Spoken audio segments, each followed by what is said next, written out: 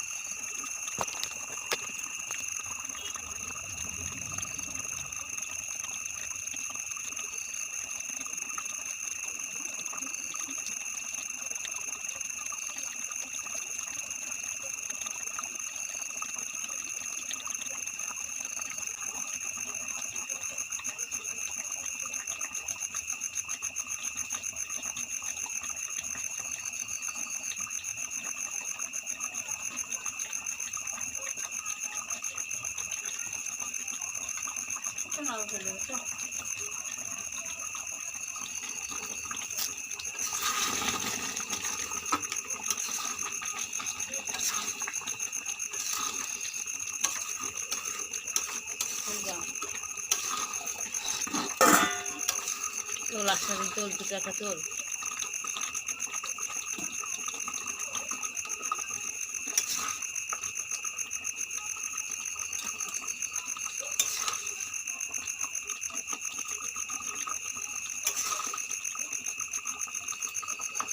এইগুলোকে আরো সেদ্ধ করতে গেলে ঘেঁটে খাওয়া হয়ে যাবে। একদম হয়ে গেছে, পায়েস হয়ে গেছে।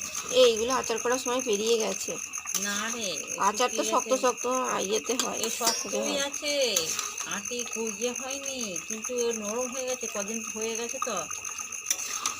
কবে পেরেছিল? পার এনে রে বাবা, ঝড়ে পড়েছিল, এক গাদা পোড়া যায়। কত খারাপ হয়ে গেছে।